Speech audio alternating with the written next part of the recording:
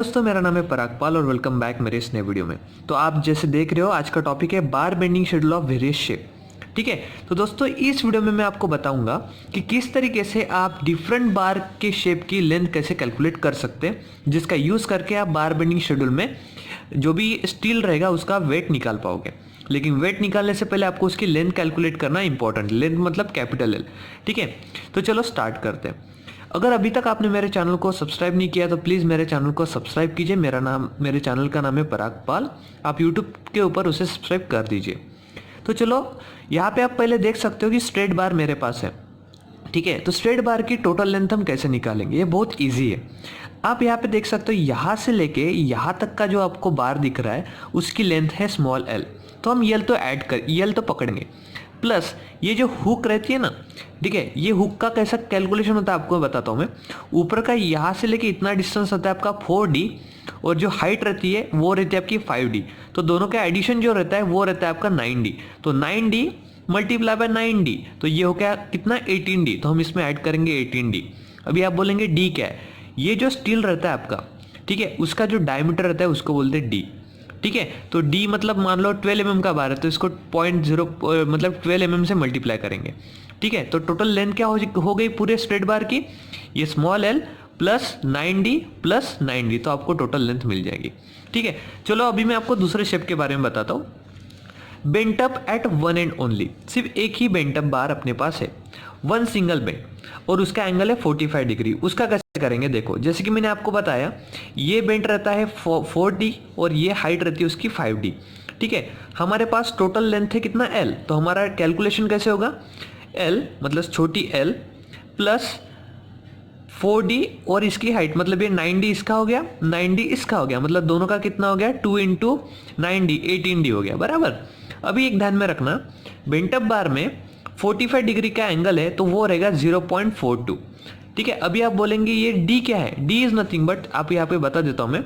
मान लो ये आपका बीम है, ठीक है, बीम में ये आपका रेनफोर्समेंट इस तरीके से गया, ठीक है, सॉरी इस तरीके से गया, तो यहाँ तक ये जो इसका clear D is nothing but clear cover छोड़ के जो लेंथ बचती है, मतलब D इज नथिंग बट ये जो आपका मान लो 300 है, ठीक है, तो 300 मतलब क्या, ये D इतना होगा, तो D में से दोनों साइड का क्लियर मतलब टोटल 300 में से दोनों साइड का क्लियर कवर आप माइनस करोगे तो आपको D मिल जाएगा।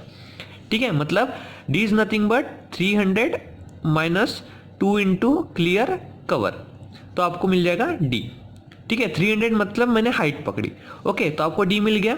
तो 0.42 इंटू डी, अगर 45 डिग्री का बेंड है तो आपको लिखना है 0.42 इंटू डी, तो आपकी टोटल बेंटअप की लेंथ क्या हो जाएंगी, यल प्लस 18D। 18D मतलब क्या, इसका 9D और इसका 9D, दोनों हुक का 9D, तो ये हो गया 18D प्लस 0.42 इंटू डी। ठीक है ना, उसके बाद हम दो बेंटअप, डबल बेंटअप का कैसे होगा, देखो डबल बेंटअप में सिंगल बेंटअप जैसा ही है, सिर्फ इसमें सिंगल एडिशन है। इसका ये टोटल छोटी l, ठीक है, छोटी l प्लस 18D, तो आपको समझ में आ गया। अभी यहाँ पे सिंगल बेंटअप था तो इसलिए हमने सिर्फ 0.42D लिया था, अब इसमें दो बेंटअप है इसलिए मैं 2 इंटू 0.42D कर दूंगा, खत्म, उसके ऊपर कुछ निकालना ही नहीं है। ठीक है, तो आपको डबल बेंटअप का भी लेंथ मिल गया, कैसे निकालना है। तो नाउ अगर आपको ओवरलैप निकालना है, ओवरलैप मतलब कौन सी, मुझे सिर्फ इतनी लेंथ निकालना है, यहाँ से लेके इतनी लेंथ, ये एक मेरा एक सिंगल बार है, ये मेरा एक बार है, उसके ऊपर दूसरा बार है, तो ये जो ओवरलैप हुआ है ना यहाँ से लेके यहाँ तक का लेंथ, वो मुझे निकालना है। वो कैसे निकलता है आपको बताता हूँ मैं। That is nothing but equals to, वो 40D रहता है, 40D टू 45D इतनी उसकी लेंथ रहती है। ठीक है, प्लस ये हुक दोनों साइड के, ठीक है, मतलब ये हो गया 9D और ये हो गया 9D, तो इसका कैलकुलेशन इस तरीके से होता है नॉर्मली, ये इक्वल्स टू दोनों साइड का 9D, एक साइड का 9D दूसरे साइड का 9D, ये हुक का, ठीक है, प्लस ये लेंथ, ये लेंथ कितनी रहती है, एक तो 40D रहेगी टू 45 डिग्री, अब 40D रहेगी या 45D रहेगी, दोनों में से एक या दोनों के बीच की जो वैल्यू रहेगी वो आपको इधर डालना है। ठीक है, तो आप उसके हिसाब से ओवरलैप लेंथ भी निकाल सकते हो। नाउ एक है हमारे पास सिंगल स्टीरअप, ठीक है, ये नॉर्मली वन वे स्लैब में यूज की जाती है। इसमें L1 is nothing but what, centre to centre distance of the vertical bar, L2 is nothing but centre to centre distance, sorry हाँ, centre to centre distance of horizontal bars. ठीक है, L1 and L2। तो एक hook की जो height होती है ना, एक हुक की जो हाइट होती है वो होती है 14D, ये ध्यान में रखना। एक सिंगल हुक की जो हाइट होती है वो रहती है आपकी 14D। ठीक है, तो आप इसकी टोटल लेंथ कैसे निकालोगे? इसकी टोटल लेंथ मतलब क्या होगा? This plus this plus this plus 2 hook. ठीक है, तो L1, तो हमारे पास एक ही L1 है बिकॉज ये होगी हमारी L1, यहाँ से लेके यहाँ तक की होगी हमारी L1, centre to centre distance. L2 क्या हो जाएंगी? यहाँ से लेके इसके टॉप तक का डिस्टेंस L2 प्लस 1, एक हुक की हाइट कितनी है हमारी? 14D, तो 2 हुक की हाइट कितनी होगा? 2 इंटू 14D। ठीक है, मतलब 28D।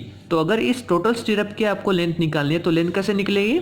L1, ठीक है, plus 2 into L2 vertical plus 2 into एक हुक की height 14 into D। D is nothing but what? Diameter of बार। अभी आपको स्टीरअप की अगर BBS लेंथ निकालनी है तो कैसे निकलेगी? सेम L1 L2, सिर्फ इसमें ये एक हुक ऐड हो रही है यहाँ पे। ठीक है, तो ये कैसे हुआ? देखो L1 L2, अभी यहाँ पे हमारे इसमें एक ही L1 थी, इसमें L1 ये भी हो जाएंगी, ये भी हो जाएंगी, मतलब ये आपकी L1 हो जाएगी, ये L1 हो जाएंगी, ये L2 हो जाएंगी, ये L2 हो जाएंगी, मतलब आपके पास 2 L1 है 2 L2 है, इसलिए मैंने 2 इंटू L1 प्लस L2 कर दिया प्लस 2 इंटू, अभी यहाँ पे देखो आपका जो ये रहता है, मतलब क्या बोलते हैं, जो आपकी हुक रहती है, इस हुक को आपको बोलना है 12D। ठीक है, तो आपके एक हुक है तो आप उसको क्या बोलेंगे? 2 इंटू 12D कर देंगे। ठीक है, तो इस तरीके से आपका कैलकुलेशन होता है खत्म। तो अगर दोस्तों आपको ये मेरा वीडियो अच्छा लगा है तो प्लीज़ मेरे वीडियो को लाइक करना मत भूलिए। आप देख सकते हो मैंने यहाँ पे सारे आपको दिखा दी, इस तरीके से सारे बेंटअप बार, सारे स्ट्रेट बार का BBS आप निकाल सकते हो। तो होप कि आपको मेरा वीडियो अच्छा लगा है। प्लीज़ मेरे यूट्यूब के चैनल को सब्सक्राइब करना मत भूलिए और have a nice day guys, bye bye.